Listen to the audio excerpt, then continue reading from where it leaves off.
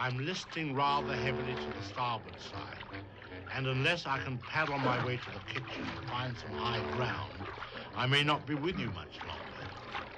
Well, at any rate, whilst I attempt this intricate naval maneuver, here's a story about a man named Sam Preston, which I refer to as the Helpful Hitchhiker.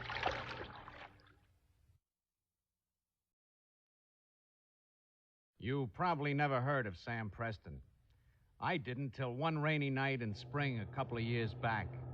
I was barreling along Highway 6 into the foothills of the Rockies in a 30-ton diesel carrying about 20 tons of high-octane gasoline. It was pretty windy, too, as I recall.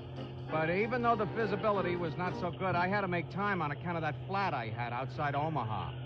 Almost midnight, and I wanted to get to a diner and get some coffee because I needed it pretty bad. I was having trouble staying awake. I've been doing these long hauls for about 15 years now, but I never made this route.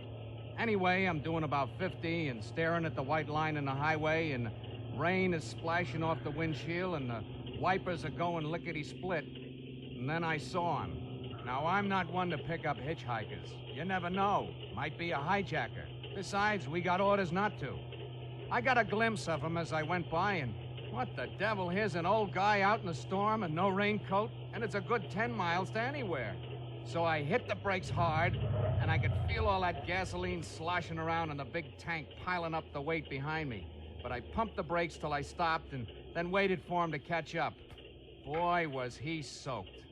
He swung up into the cab and dropped into the seat. "Thanks, fella," he said. "Here," I said, and I handed him a towel that I always keep handy for washing and shaving. Before I even asked him, he tells me he was out walking and got caught in a storm. Wasn't going far, he said, but every little bit helps. Seemed like a gentle old guy, gray hair and all. Used to be a driver himself, so he knew all about trucks and long hauls. Said he stopped driving about 10 years ago, and now he had a part-time job. Didn't tell me what it was. His name was Sam Preston. Anyway, he knew the roads, and we talked some. Every so often, I'd glance over at him. The lights from all the dials on the dashboard gave him a funny look, like he was sitting there in a kind of a misty glow. And his voice was like a whisper that somehow cut through the noise of the motor. Those diesels make quite a racket, you know. Oh, he asked about my kids, which was pretty strange since I didn't recall saying anything about them.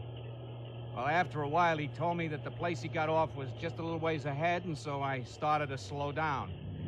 Just before he got out, he told me about a diner that was about 2 miles up ahead, but said to be careful because of a hairpin turn just before you come to it.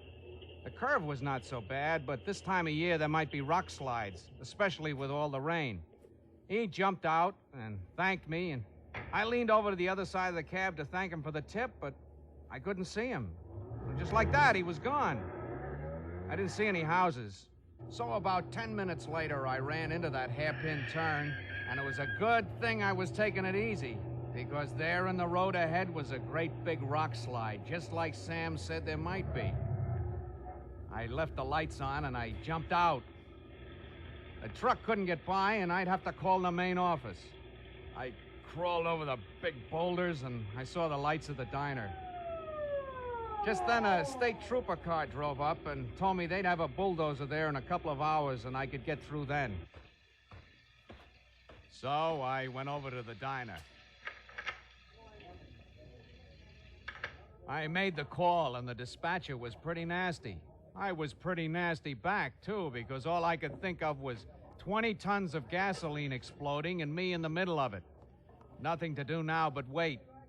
I sat down for some coffee and told the guy behind the counter all about it. I told him that if it hadn't been for Sam Preston hitchhiking, I might look something like those hamburgers he was frying up. The counterman dropped a fork, and he looked at me. "Who?" he said. "Sam Preston," I said. "Lives around here someplace. Maybe you know him. Used to be a truck driver." "Yeah, that's right," said the counterman. Sam Preston was a truck driver. About 10 years ago, he was caught in a rock slide out there about where your truck is standing. He was killed.